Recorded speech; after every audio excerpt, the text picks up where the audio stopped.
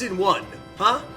Typically, a compilation from accredited game devs include games that started standalone.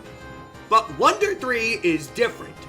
Capcom's first collection proudly unleashed 3 new games into the world, 2 of which establish an enchanted world unlike anything else to this point, while Don't Pull sticks out more than mismatched clothes, making it one of the weirdest releases in arcade history. There's no clear reason why these games are exclusively bundled either. Maybe Capcom thought they could offer more value than competing multi-game systems. Or perhaps they feared the games wouldn't sell after Street Fighter II's sudden success. The final question persists. Are the games good? Hell yes!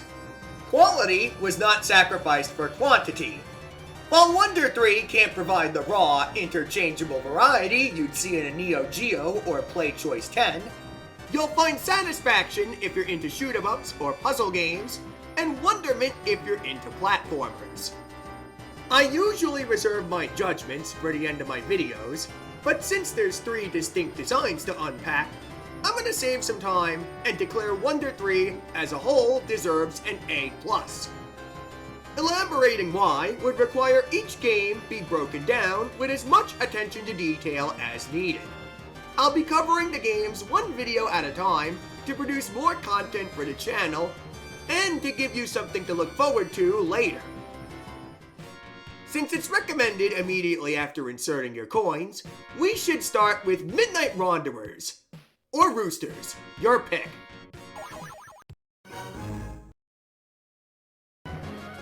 When the kingdom of Ashtar falls and demons roam the land unchecked, chance and opportunity arise for adventurers looking for trouble.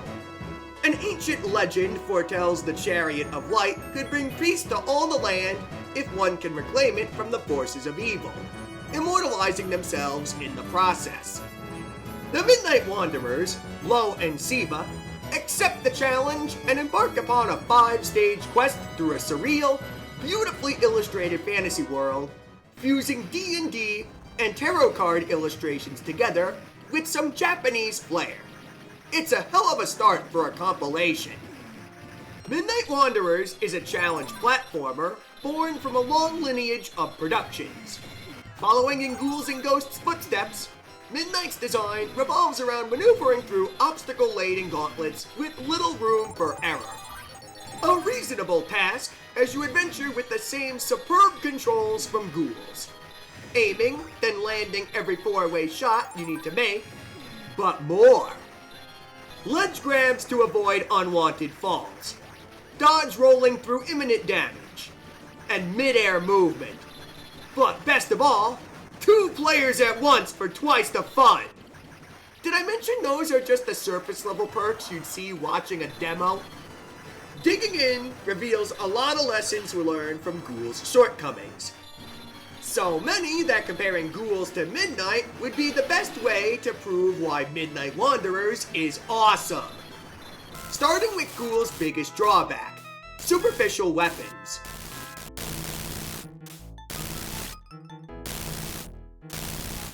Everyone knows Ghouls' Flame is the biggest design mismatch in Capcom history.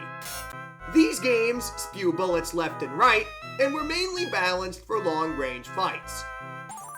I'm happy to say you'll always be able to shoot across the screen with any Wonder 3 weapon. No more runs going up in fumes over bad luck. All 3 of the potential picks are long-range, fit for purpose. Should you still not want a weapon for whatever reason, say, I don't want the bound shot because you can only have 2 lasers on the screen at once over 5 knives, they despawn after 15 seconds. Thank you! Speaking of chests, that leads right into the next improvement. Less random loot. The purpose of multiple weapons in Ghouls was to add additional strategy by having some of the weapons be more effective in some places than others. But there is one teensy problem with that. You can't strategize when your loadout's left to chance. This chest before the Terror Twins rewards clothes every time. Eventually, You'll catch on to which ones remain consistent between runs, letting you plan ahead to counter sore spots. I'm surprised the thought didn't cross Capcom's minds the first 2 times around, especially in a post-Gradius age, but better late than never. Last, but definitely not least, the lack of Kaizo traps. Ghouls developers knew their players were a bunch of nerdy tryhards that would plow through everything, so they pulled a rug under your feet once in a while. Instant death without warning, and arcade's money-back guarantee. It turned a few heads away in disgust, thinking it would stay unfair. I'll admit I was debating whether or not this was worth weighing in my opinion, since the Japanese version of 1 through 3 has unreactable traps, but they still saw fit to remove them. And that makes Midnight a true test of your gaming sensibilities without any artificial challenge.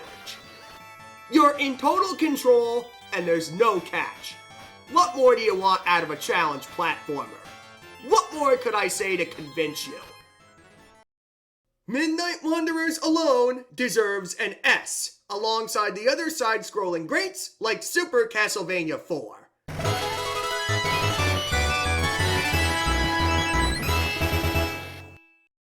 While it may have flopped in its day, it's still alive in Capcom Arcade Stadium, and it's only $2 or your region's equivalent. If I were you, I'd go for it.